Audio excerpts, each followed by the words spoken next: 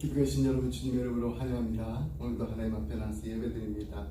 하나님 만나는 기쁨이 넘치실 뿐만 아니라 우리 그 기쁨을 가지고 한 주간 살아가면서 많은 사람들에게 예수님의 사랑을 나누는 예수님의 참 제자들이 되는 복된 한 주간이 되시기를 간절히 소원합니다.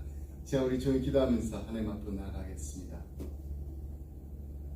사랑하는 풍성하신 하나님 아버지 감사합니다. 오늘도 하나님 전에 나와서 거룩하신 하나님을 아바 아버지라 부르며 하나님의 자녀로 은혜의 보좌 앞에 담대하게 당당하게 나올 수 있도록 우리를 사랑하신 하나님 감사드립니다.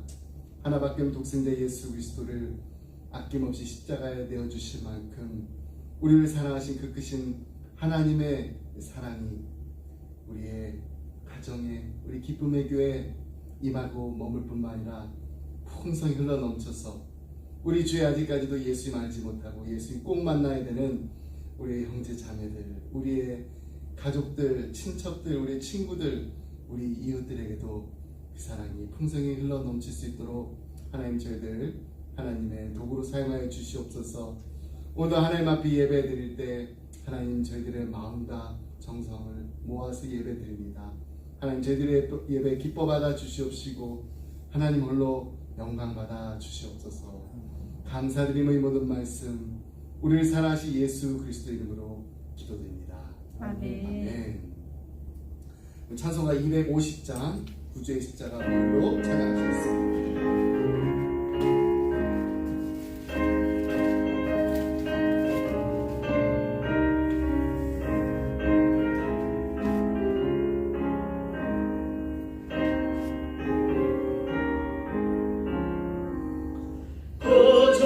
십자가 보혈로 죄 씻음 받기를 원하네.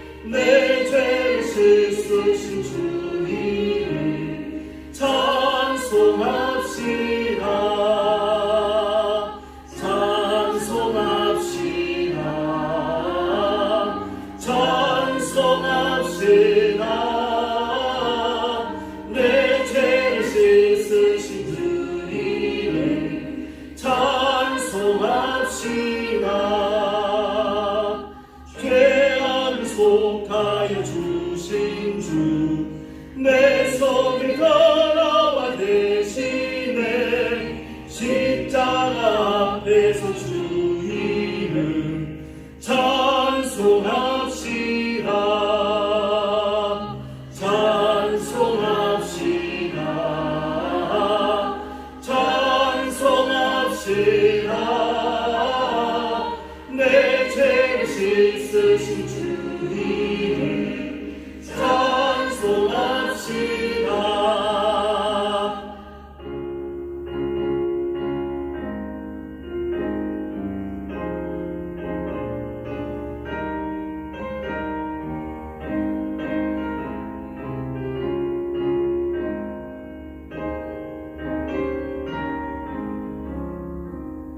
저 앞에 흐르는 생명수 날 씻어 정하게 하시네. 내 기쁜 정성을 다하여 찬송합시다. 찬송합시다. 찬송합시다. 내 죄를 씻으신 주님을 찬송합시다. 내 주께 회개한 영혼은 생명수 가운데 젖었네. 흠없고 순전한 주님을 찬송합시다. 찬송합시다. 찬송합시다. 내 죄를 씻으신 주님을 찬송합시다.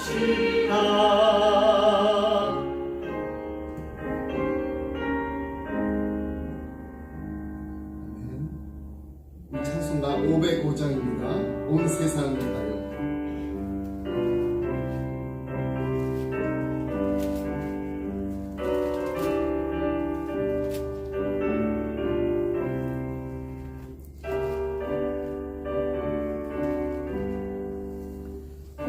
세상 위하여 나 복음 전하리 만 백성 모두 나와서 주 말씀 들으라 주님 빠져서 헤매는 자들아 주님의 음성 듣고서 너무 받으라 전하고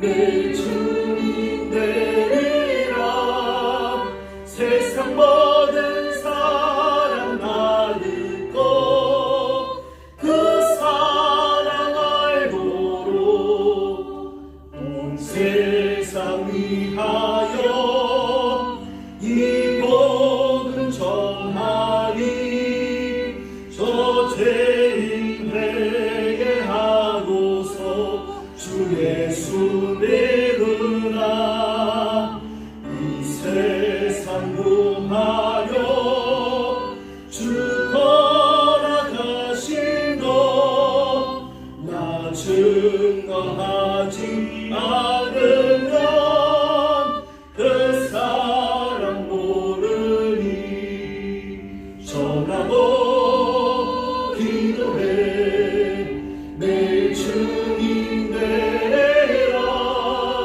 세상 모든 사람 나 듣고 그 사랑 알고로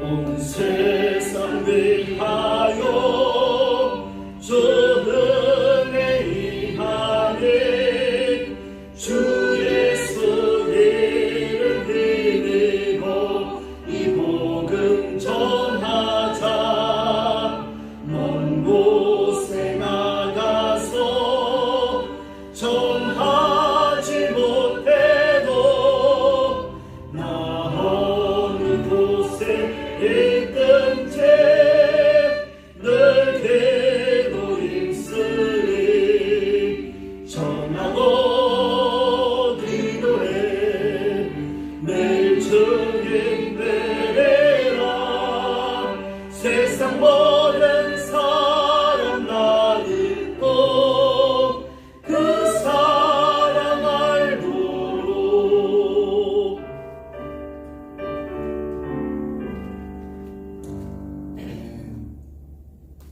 함께 나눈 말씀은 사도행전 25장 1절로 12절까지 말씀입니다. 사도행전 25장 1절로 12절 말씀입니다.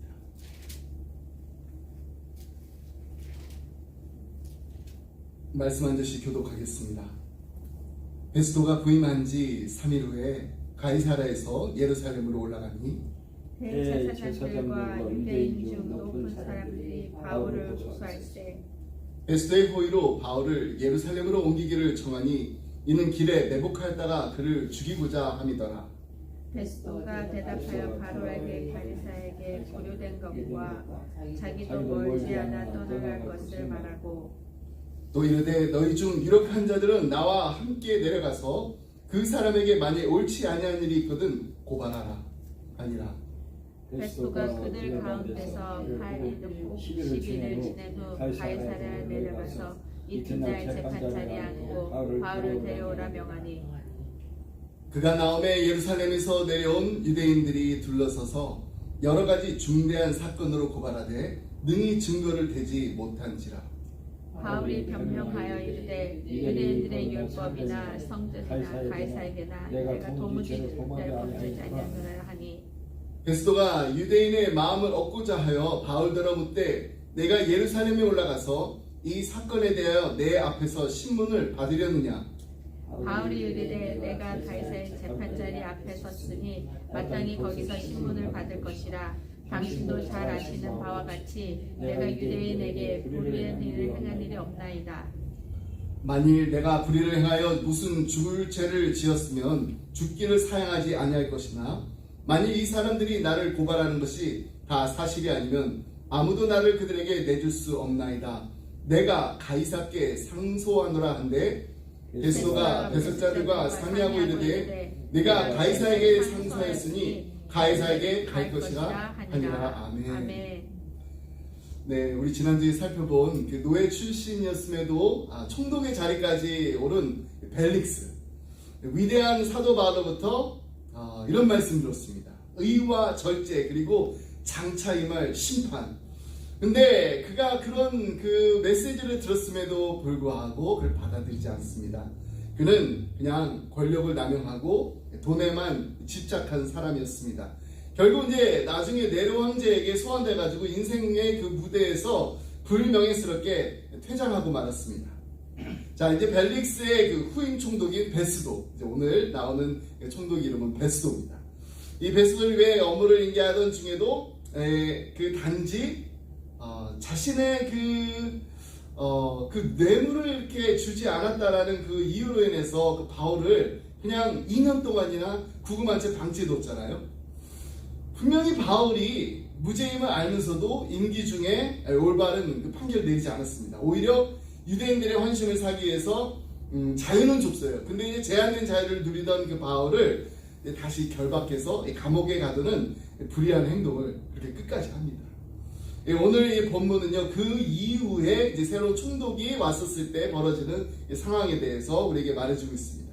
1절 말씀 보면은요, 베스도가 부임한 지 3일 후에 가이사랴에서 예루살렘으로 올라가니, 자, 드디어 이제 신임 총독 베스도가 유대 지방의 제12대 총독으로 부임하게 됩니다. 그는 이제 판단력이나 행정력 그리고 지도력 등 그 여러 가지 방면에서 전임자 벨릭스보다 훨씬 뛰어난 인물로 알려져 있습니다. 이 가이사랴에 도착한 그가 단 사흘 만에 유대의 중심지인 예루살렘을 직접 시찰하러 올라갑니다. 여기서 이 사흘이라는 이 표현은요, 유대식 날짜 계산법입니다.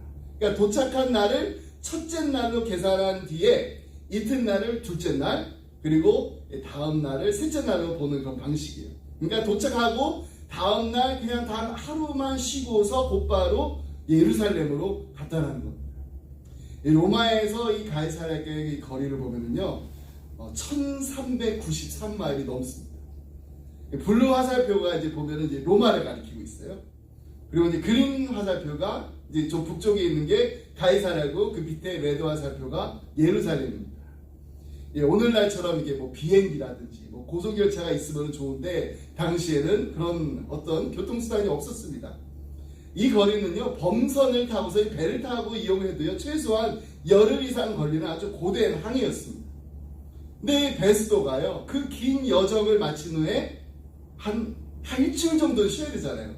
근데 단 하루만 쉬고 곧장 65마일이나 떨어진 예루살렘으로 현장 시찰을 나섰습니다. 그가 그만큼 부지런하고 성실한 총독이었다는 것을 말해주는 것입니다. 베스도의 그 예루살렘 방문 목적이 무엇이었나요? 여러 가지가 있을 텐데 그 중에 하나는 이 유대 지역의 핵심 인물들인 대제사장들 그리고 사내들인 공회 장로들을 만나서 인사하는 것이었습니다. 근데 그들이 총독을 이제 만나자마자 기다렸다는 듯이 바울을 고소하고 나섰습니다. 2절로 3절 말씀 보겠습니다. 대제사장들과 유대인 중 높은 사람들이 바울을 고소할세 베스도의 호의로 바울을 예루살렘으로 옮기기를 청하니 이는 길에 매복하였다가 그를 죽이고자 함이더라. 대제사장들과 장로들은 베스도에게 바울을 예루살렘으로 다시 이송해서 이곳에서 재판을 열어달라고 끈질기게 요청했습니다. 이들의 그 의도는요, 아주 무서운 음모였어요. 이 가이사랴에서 예루살렘 그 사이의 길목에서 이전처럼 이 암살단을 매복시켜가지고 이 바울을 죽이려는 계획이 숨어 있었던 것입니다. 유대 사회의 최상위 계층이 리더들이에요. 이 대제사장들과 사내들인 장로들이요, 신임 총독과의 첫 만남의 자리에서조차 체면도 도덕도 다 무시한 채 바울 제거에만 혈안이 되어 있었던 것입니다. 하지만 신임총독 이 베스도는요 그들의 속셈을 간파했습니다. 그래서 바울을 예루살렘으로 이송해달라는 그들의 요구를 정중히 거절합니다. 4절 5절 말씀입니다. 베스도가 대답하여 바울이 가이사랴에 구류된 것과 자기도 멀지 않아 떠나갈 것을 말하고 또 이르되 너희 중 유력한 자들은 나와 함께 내려가서 그 사람에게 만일 옳지 아니한 일이 있거든 고발하라 하니라. 그는 자신이 이제 곧 가이사랴로 이제 돌아갈 예정이니까 바울을 고발하고자 하는 이들은 바울을 예루살렘으로 이송하지 말고 나하고 같이 가이사랴 가면 된다는 거예요.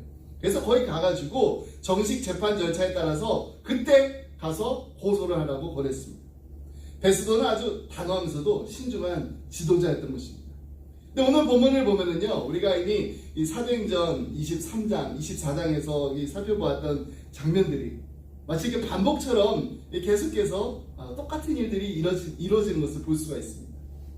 바울이 예루살렘에서 로마 군영 안에 이렇게 투옥되었을 당시에 40명의 그 암살자들이 사내들인 공회와 로마 군영 사이에 이렇게 매복하여서 바울을 죽일 그 계획을 세웠습니다. 그때 대제사장들과 이 장로들이 그들의 음모를 그냥 기꺼이 승인하지 않았나요?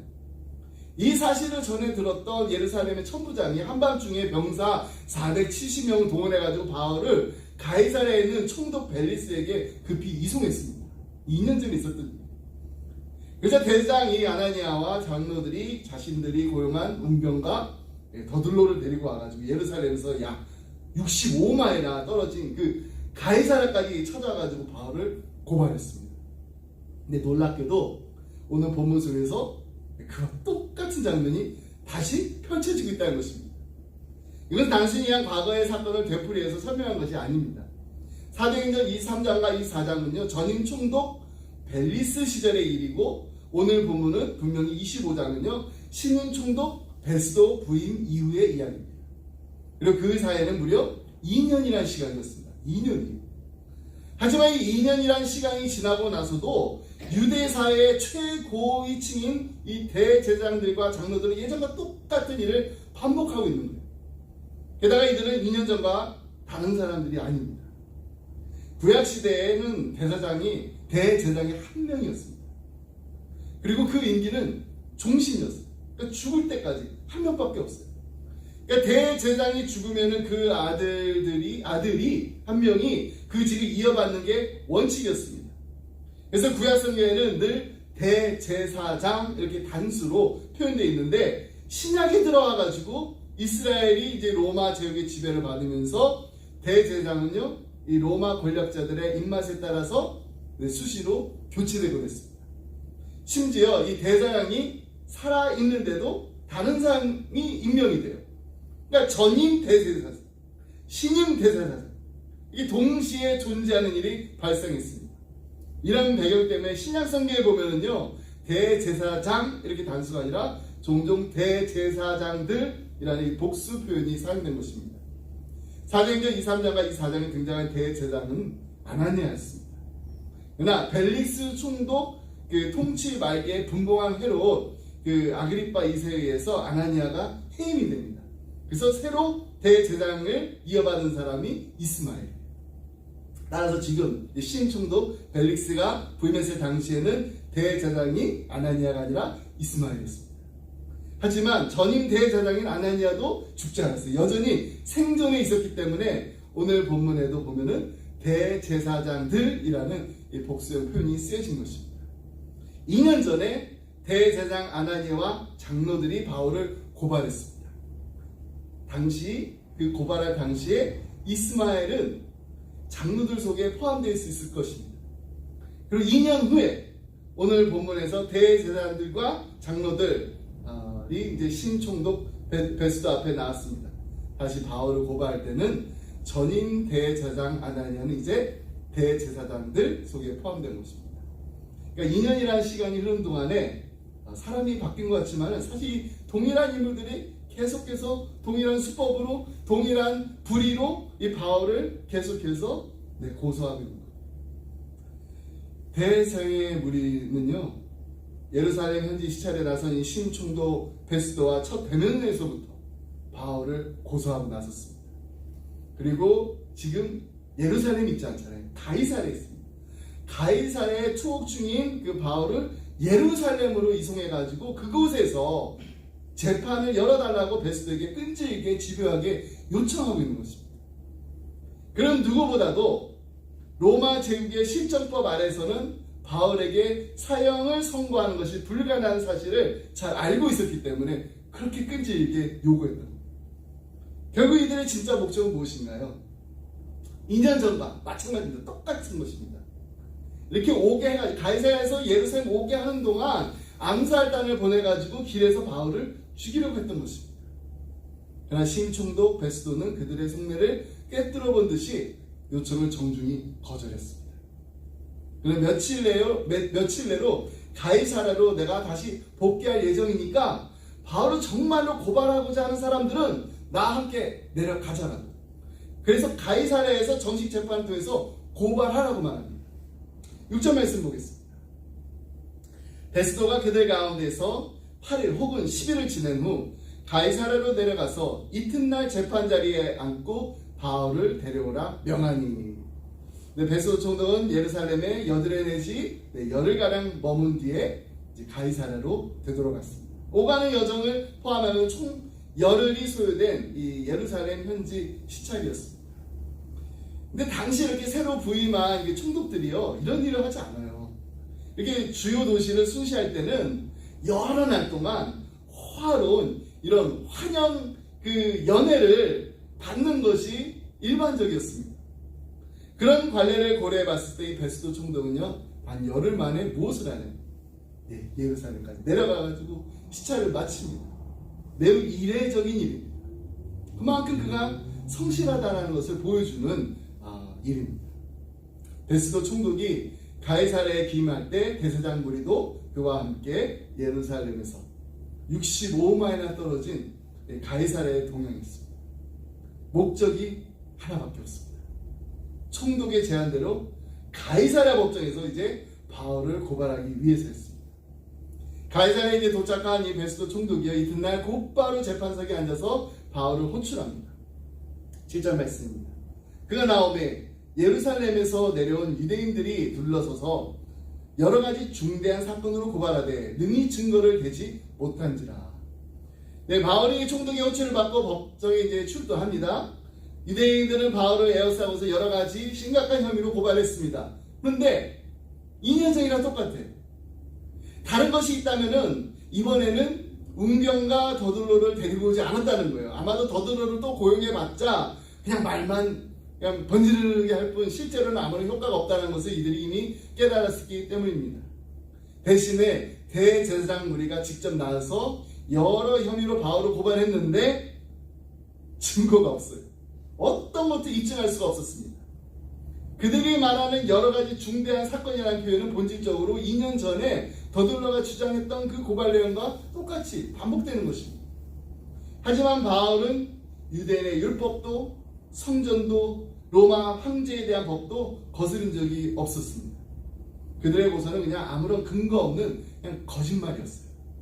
8절 말씀입니다.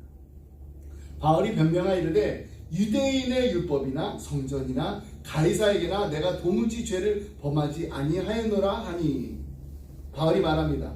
나는 율법에 대해서도 성전에 대해서도 가이사에 대해서도 전혀 죄를 범한 적이 없습니다. 이게 강하게 항변한 것입니다. 이것은 피고인이 자기의 죄를 덮기 위해서 그냥 일시적인 그냥 변명을 늘어놓은 것이 아니라 사실에 근거한 명확한 진술이었습니다.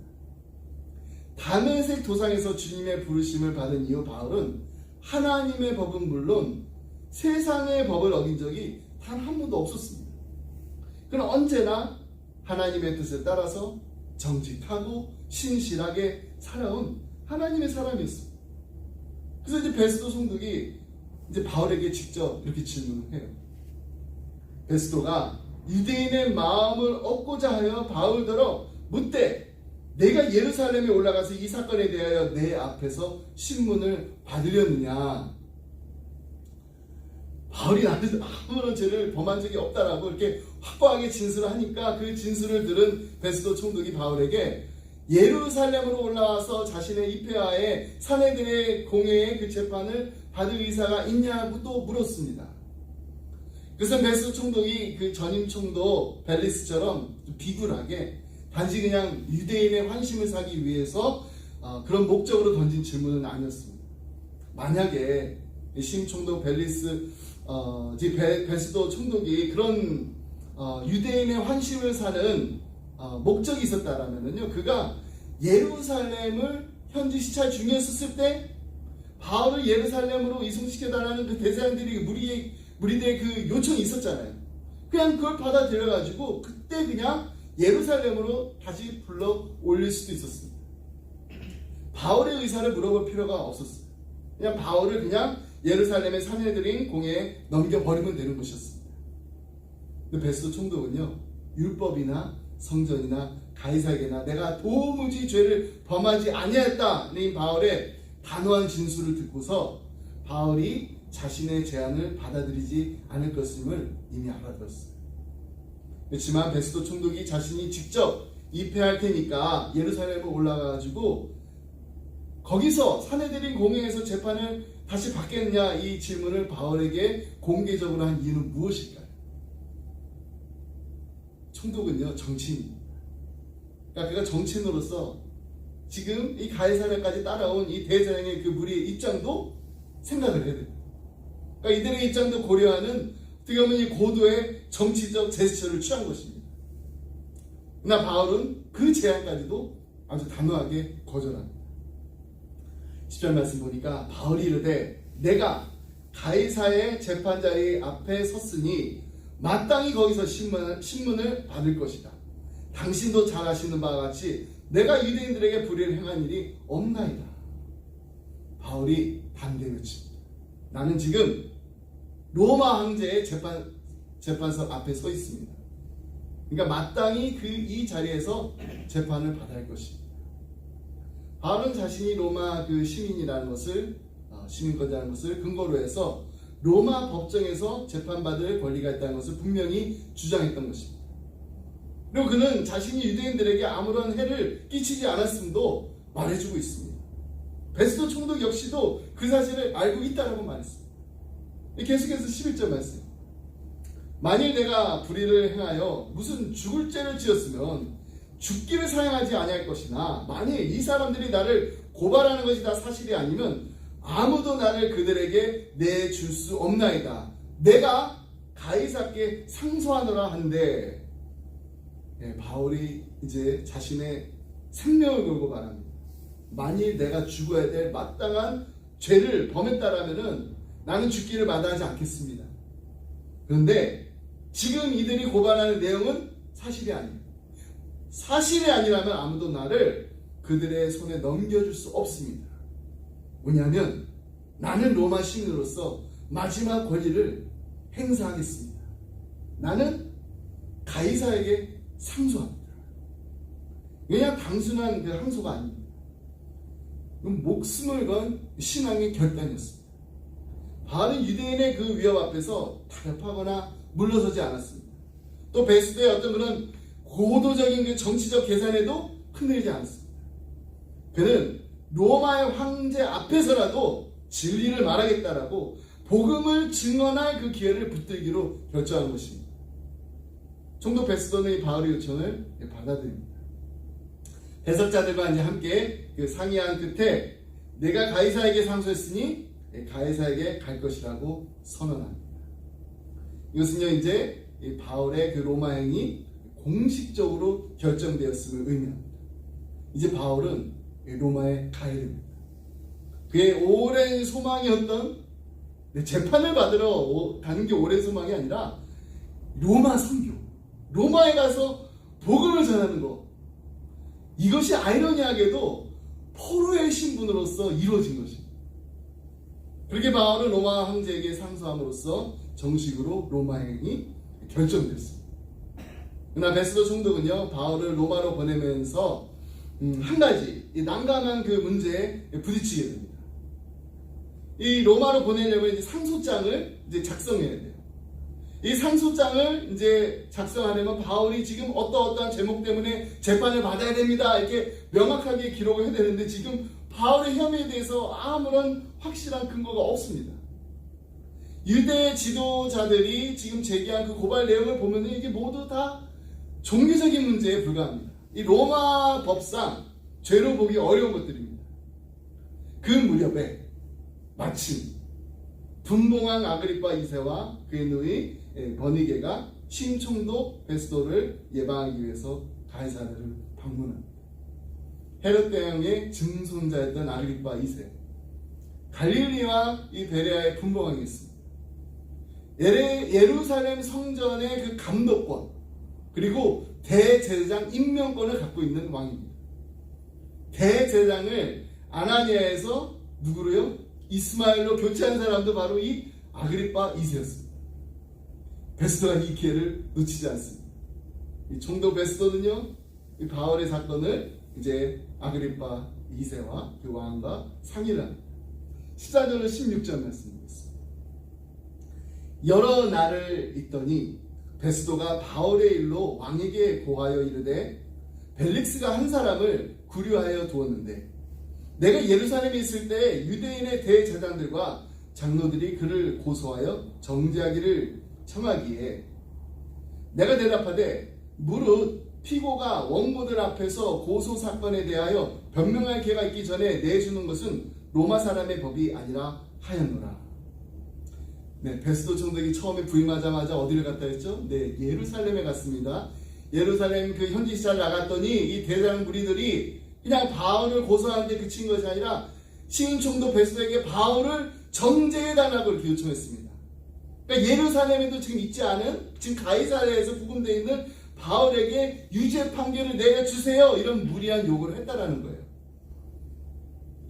베스도 총독이 피고에게 변호할 기회조차도 주지 않고 유죄를 선고하는 것은 로마법에 어긋나는 일이다 라고 하면서 그들의 요청을 단호히 거절했다는 것을 지금 아그리파 왕에게 설명한 것입니다. 17절 21절 말씀을 계속해서 보겠습니다. 그러므로 그들이 나와 함께 여기 오매 내가 지체하지 아니하고 이튿날 재판자리에 앉아 명하여 그 사람을 데려왔으나 원고들이 서서 내가 짐작하던 것 같은 악행의 혐의는 하나도 제시하지 아니하고 오직 자기들의 종교와 또는 예수라는 이가 죽은 것을 살아있다고 바울이 주장하는 그 일에 관한 문제로 고발하는 것뿐이다.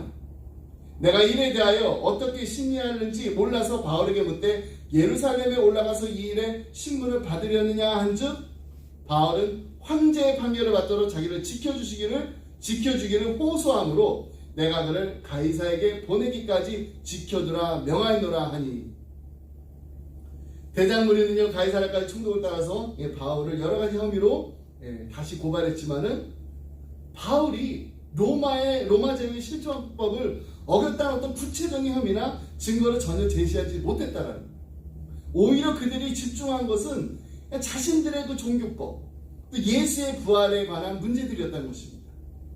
그러나 갓부임한 이 벨릭스 총독에게는 유대인들의 이런 종교법이라든지 예수의 부활 문제는 너무나 낯설고 이해하기 어려운 주제였습니다. 베스도 총독이 바울에 대해 이처럼 아주 자세하게 아그리파 왕에게 설명한 이유는 바울의 상소와 관련해서 황제의 그 법정에 제출할 그 보고서를 이제 작성해야 되는데 그 보고서를 작성하기 위해서는 유대의 종교법에 밝은 아그리파 왕의 조언이 필요했기 때문입니다. 이제 22절로 23절 말씀. 아그리파가 베스도에게 이르되 나도 이 사람의 말을 듣고자 하노라. 베스도가 이르되 내일 들으시리이다 하더라. 이튿날 아그리파와 버니게가 크게 위험을 갖추고 와서 천부장들과 시중의 높은 사람들과 함께 접견 장소에 들어오고 베스도의 명으로 바울을 데려오니 총독의 말을 이제 들은 아그리파 왕이 이제 바울의 이야기를 직접 듣고 싶다라고 말했습니다. 그리고 베스도는 곧바로 그 다음날에 바울에 대한 청문회를 준비합니다. 그날 청문회에는요 아그리파 왕, 그의 누이 버니게, 왕을 수행한 그 대신들, 베스도 총독, 천부장들, 가이사랴의 시의회 고위 인사들까지 모두 한자리에 함께했습니다. 그 자리에 바울을 불렀고 이 총독 베스도는 이 청문회를 열게 된 그 이유를 이제 공식적으로 다시 한번 설명합니다. 24절로 27절 말씀. 베스도가 말하되 아그리빠 왕과 여기 같이 있는 여러분이요, 당신들이 보는 이 사람은 유대의 모든 무리가 크게 외치되 살려두지 못할 사람이라 하여 예루살렘에서와 여기에서도 내게 청원하였으나 내가 살피건대 죽일 죄를 범한 일이 없더이다. 그러나 그가 황제에게 상소한 거로 보내기로 결정한나이다. 그에 대하여 황제께 확실한 사실을 아랠 것이 없으므로 신문한 후 상소할 자료가 있을까 하여 당신들 특히 아그리빠 왕 당신 앞에 그를 내세웠나이다. 그 제목도 밝히지 아니하고 죄수를 보내는 것이 무리한 일인 줄 아나이다 하였더라. 베스도 총독이 이 바울을 직접 재판을 해본 결과 그가 로마법을 어긴 그 명백한 죄가 없다는 사실을 먼저 분명히 밝혔습니다. 그럼에도 불구하고 바울이 황제에게 상소했기 때문에 황제에게 제출할 이 공식 그 보고서가 필요했기 때문에 바로 그 목적을 위해서 지금 이 청문회를 열게 됐습니다 라고 설명한 거예요. 이 말을 듣고 아그리빠는 바울에게 변론할 기회를 주고 그때 바울이 이렇게 말합니다. 자, 25장은 다 끝났고요. 이제 오늘 26장까지 들어갑니다. 26장 2절로 3절 말씀. 아그리빠 왕이여, 유대인이 고발하는 모든 일을 오늘 당신 앞에서 변명하게 된 것을 다행히 여기나이다. 특히 당신이 유대인의 모든 풍속과 문제를 아시니이다. 그러므로 내 말을 너그러이 들으시기를 바라나이다. 바울은 지금 이 자리를 자신을 변호할 그 기회이자 복음을 증거할 기회로 여기고 감사했습니다. 그가 다행히 여긴 이유는 아그리빠 왕이 유대인의 풍습을 잘 알고 있었기 때문이 아닙니다. 그 이유도 있었지만은 정말 바울이 감사했던 이유는요, 바울은 지금 이 기회를 통해서 자신이 만난 예수님을 다시 한번 증언하고 그 복음을 전할 수 있었기 때문에 진심으로 기뻐했던 것입니다. 그는 다메섹 도상에서 만난 그 예수님을 간증하고 그 부활의 증인이 되었으며 자신이 그 받은 그 사명에 대해서 분명히 말합니다. 그리고 마지막으로 이렇게 묻습니다. 26절로 27절입니다.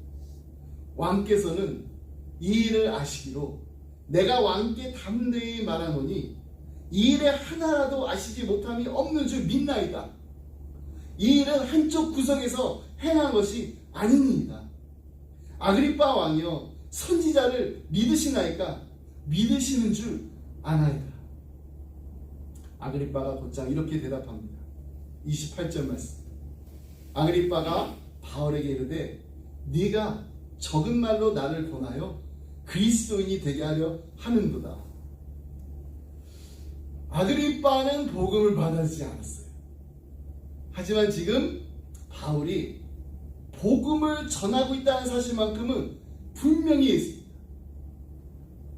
그 복음을 전해서 지금 나를 예수를 믿고 그리스도인이 되게 하려는구나. 분명하게 사도 바울은 왕 앞에서, 총독 앞에서, 모든 사람들 앞에서 자신이 믿는 그 예수님의 부활, 그 기쁜 소식, 복음을 담대하게 전했던 것입니다. 이 모든 이야기를 다 들은 후에 아그리빠 왕과 이 총독 베스도가 나눈 대화가 정말 기가 막힙니다. 3절로 32절 말씀. 왕과 총독과 버니게와 그 함께하는 사람이 다 일어나서 물러가 서로 말하되 이 사람은 사형이나 결박을 당할 만한 행위가 없다 하더라. 이에 아그리빠가 베스도에게 이르되 이 사람이 만일 가이사에게 상소하지 아니었더라면 석방될 수 있을 뻔하였다 하니라. 바울에 대한 이 청문회를 다 마치고 난 후에 아그리빠 왕과 베스도 총독이 한 목소리로 결론을 내린 거예요. 이 사람에게는 지금 사형이나 결박을 당할 아무런 이유가 없다. 무죄. 이렇게. 근데 여기서 주목할 게 있습니다. 아그리빠는 유대의 최고 권력자입니다. 베스도는 이제 막 부임했지만 로마 제국을 대표하는 총독이에요. 근데 이 두 사람이 모두 바울이 무죄라는 것을 인정한 것입니다. 그렇다면 바울이 이제 석방될 수 있는 거 아니에요? 근데 그럴 수가 없습니다. 지금 풀어줄 수가 없어요. 왜냐하면 사도 바울이 이미 황제에게 상소했기 때문입니다. 당시 로마 제국의 그 법에 따르면은 로마 시민권자가 재판에 불복해서 황제에게 상소를 하면은 어떠한 지방 그 총독이라든지 행정 책임자도 그 상소를 철회시킬 수가 없습니다. 기각 이렇게 할 수가 없어요. 상소가 이루어진 이상 반드시 로마 황제 앞에서 최종 판결을 받아야 했습니다. 일단 우리가 여기서 이렇게 묻게 돼요. 사도 바울은 왜 굳이 황제에게 상소를 했는가? 단지 그냥 자신의 그 목숨을 보존하기 위해서 그랬었던 것일까요? 아니면 자신의 그 억울함을 풀고 싶어하는 그런 마음 때문이었을까요? 아닙니다.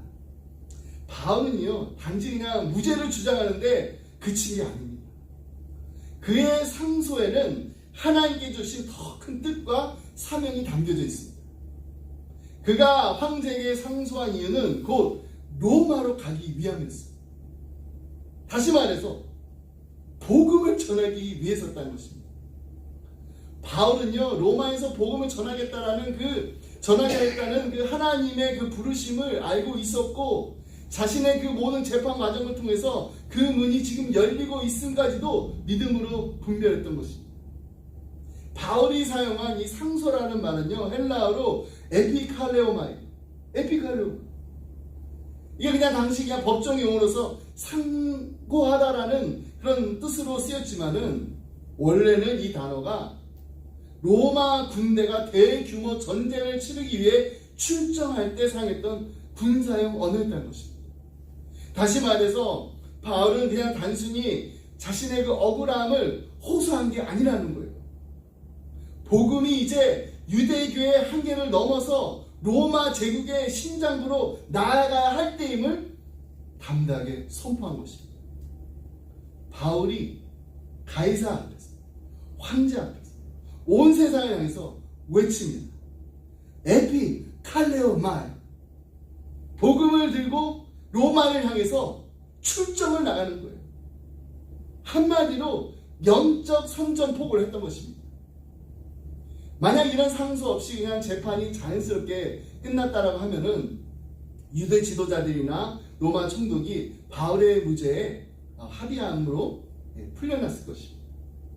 그러나 그렇게 석방됐다라면은 바울은 곧바로 또 유대인들에게 죽임을 당했을 거예요. 왜냐하면 대상 무리들이 항상 호신탐탐 노리고 있었잖아요. 베스도에게 바울을 예루살렘으로 옮겨달라고 요청했을 때도 이 도중에 암살하려고 길목에다가 내복했었어요. 그러나 하나님은요, 하나님의 정말 사랑하는 이 종을 복음의 통로로 삼기 위해서 특별히 감옥에다가 그냥 주셨어요. 그 어떤 사람도 바울의 머리카락 하나 건드릴 수 없도록 하나님께서 간섭하시고 지켜주셨던 것입니다. 그럼 오늘 우리 본문을 통해서 정말 아주 중요한 한 가지 진리를 보게 됩니다. 그리스도인이 겪는 일을 어떻게 보면 세상의 행복, 불행 이런 기준으로 우리가 판단해서는 안 됩니다. 바울의 입장에서 보면은요, 무려 2년 동안 그 시험 총독이 올 때까지 2년 동안 그 억류한 억류를 당하고 있었어요. 이 생활이 얼마나 답답하고 정말 막막한 시간이었을까요? 복음을 향하기에 열정이 타오르던 이 바울에게 그냥 왕 앞에서도 총독 앞에서도 막 사람 누구 앞에서도 이렇게 담대하게 복음을 전했던 이 바울에게 하루 이틀도 아니고 몇 달도 아니고 2년이란 그 기간을 감옥에서 견뎌야 했습니다. 정말 어려운 시간이었을 거예요. 그런데 정말로 그 어렵다라고 생각하고 견디기조차도 버거운 그런 시간이었음에도 불구하고 하나님은 바울의 사역을 거기서 끝내지 않았습니다. 생명의 복음을 로마로 실어 나르는 그 시간이 열릴 때까지 하나님께서는 바울을 끝까지 완전히 보호해 주시고 인도해 주셔서 감옥 안에까지도 함께 하셨던 것입니다. 이 오묘한 이 복음의 섭리를 누가 이해할 수 있을까요? 근데 바울은 알고 있었어요. 그가 지치고 낙심하고 외롭고 의심도 나고 인간적으로 포기하고 싶을 때, 그럴 때마다 주님의 사자가 그에게 나타나서 이렇게 말씀하셨습니다. 담대하라. 내가 예루살렘에서 나를 증언한 것 같이 로마에서도 증언하리라. 이 메시지, 이 일관된 메시지는요, 하나님께서 바울을 향해 이미 정해놓으신 복음의 여정이었습니다.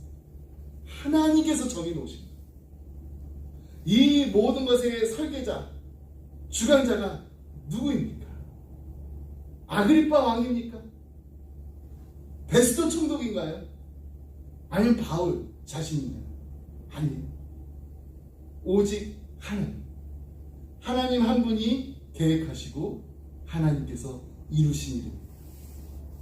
여러분, 그리스도인은 인생을 바라보는 시각이 달라야 됩니다.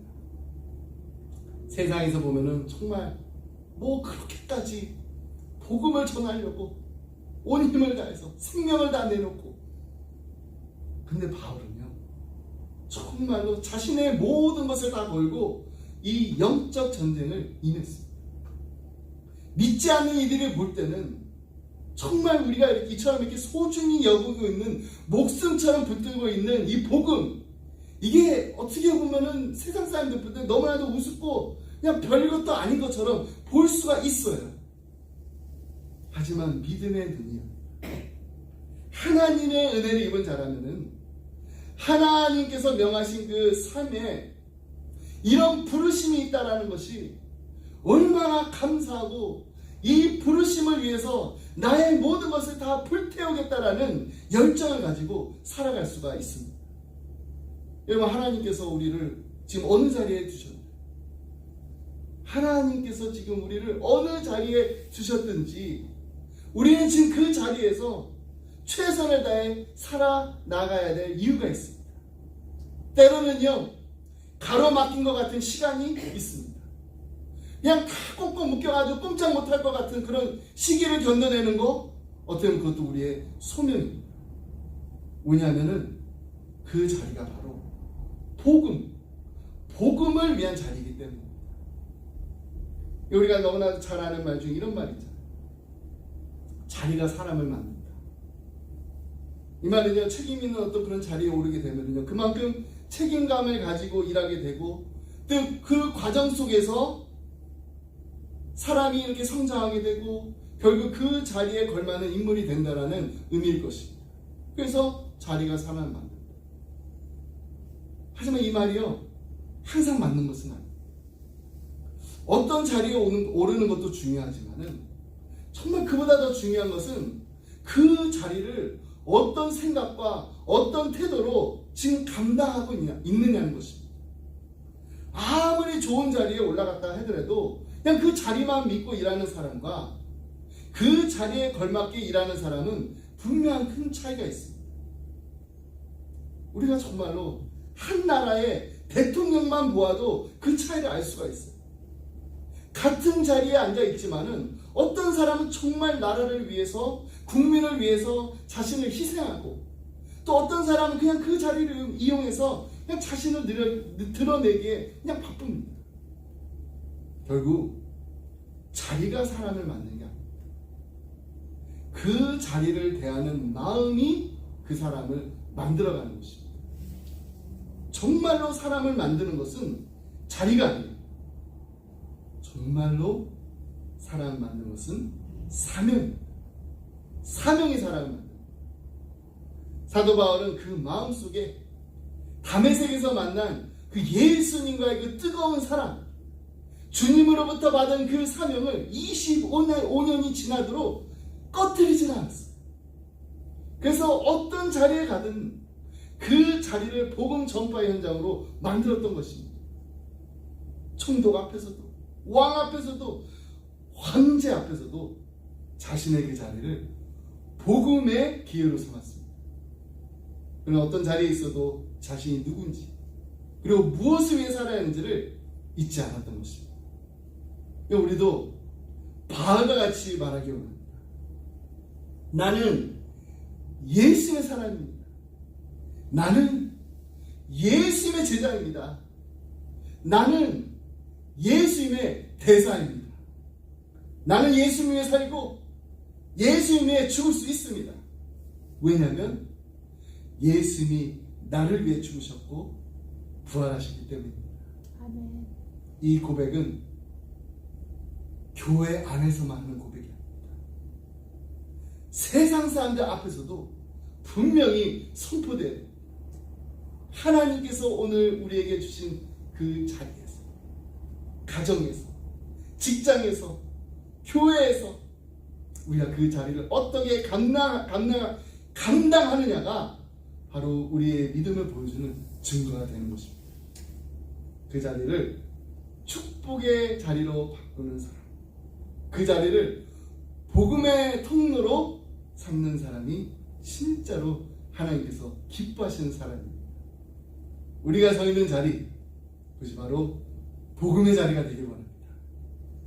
말로만이 아니라 삶으로 복음을 증거하며 날마다 사명으로 살아가는 우리 기쁨의 교회, 그리고 기쁨의 가정, 그리고 우리 기쁨의 자녀들이 다 되기를 주님의 이름으로 축복합니다. 아멘. 기도하겠습니다. 사랑의 많으신 하나님 아버지 감사합니다. 오늘도 우리를 말씀 앞에 세워주시고 하나님의 뜻을 따라 걸어갔던 사도 바울의 삶을 돌아보게 하시니 감사드립니다. 억울함 속에서도 흔들리지 않고 불의 앞에서도 굽히지 않으며 오직 하나님 뜻만을 따라 살아갔던 바울처럼 우리도 진리 위에 굳게 서는 믿음을 갖게 하여 주옵소서. 주님, 바울의 길은 평탄하지 않았습니다. 하지만 계속되는 고난과 위협 속에서도 그는 자신이 서야 할 자리가 어디인지를 분명히 알았고 하나님의 손 안에 자신을 온전히 맡기며 묵묵히 그 길을 걸어갔습니다. 우리의 삶에도 때로는 억울한 일들이 있고 설명할 수 없는 기다림이 있고 어떻게 해결해 볼 수 없는 막힘이 있을지라도 그 안에서 하나님의 선한 뜻을 찾게 하여 주시옵소서. 하나님의 선하신 뜻이 있음 분명히 믿고 인내하면서 걸어가게 하여 주옵소서. 사랑하는 우리 자녀들을 위해서 기도합니다. 하나님, 바울이 황제 앞에서조차도 믿음으로 담대하게 증언했던 것처럼 우리의 자녀들도 어디 있든지 진리를 부끄러워하지 않고 담대히 전하며 살아가게 하여 주옵소서. 성공이나 자리를 쫓기보다는 하나님이 맡기신 사명을 귀하게 여기고 작은 일에도 정직하게 작은 자리에서도 충성되게 살아가는 하나님 나라의 귀한 일꾼들이 다 되게 하여 주옵소서. 세상이 값지게 여기는 것들이 우리 자녀들의 기준이 되지 않게 하여 주옵소서.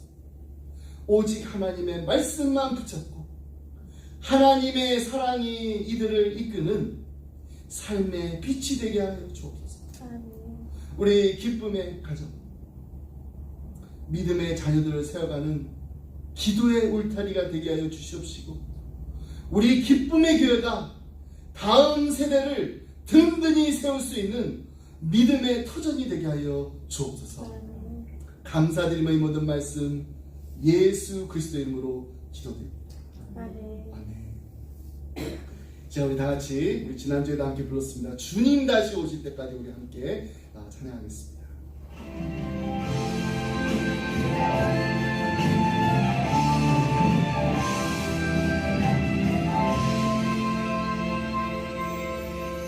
주님 다시 오실 때까지 나는 이 길을 가리라. 좁은 문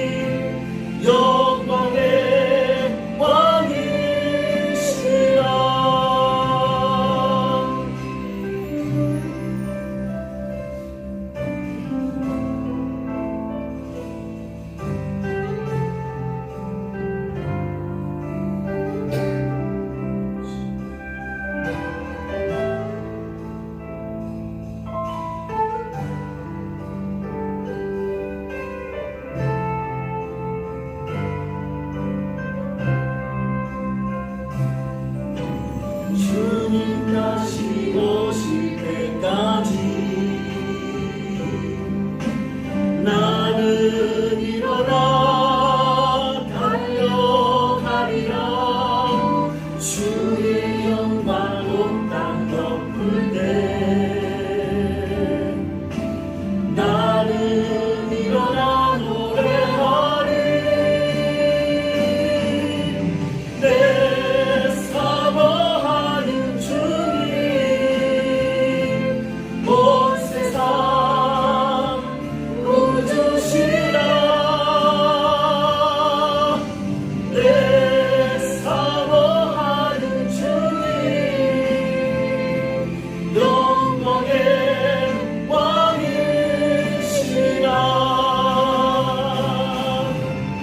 내 사모하는 주님 온 세상 구주시라. 내 사모하는 주님 영광의 왕이시라.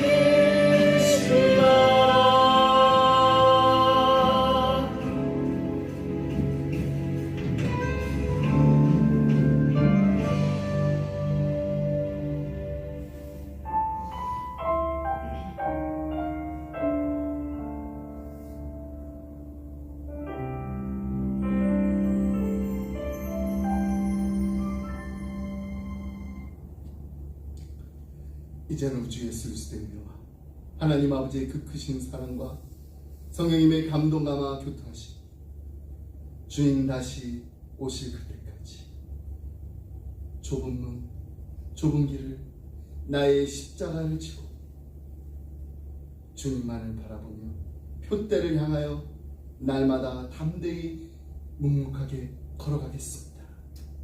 세상을 향하여서 내 사모하는 주님 예수 그리스도가 온 세상의 구주이십니다. 영광의 왕이신가를 우리의 입술로 담대히 선포할 뿐만 아니라 우리의 삶으로 예수 그리스도의 제자된 삶이 무엇인지를 날마다 증거하며 살게 하여 주시옵소서. 간절한 마음을 기도하며 이 자리를 떠나는 사랑하는 성도님들과 가정과 생업이 주님의 몸된 교회에 지금부터 영원토 함께 하시길 간절히 축원하옵나이다. 아멘. 아멘.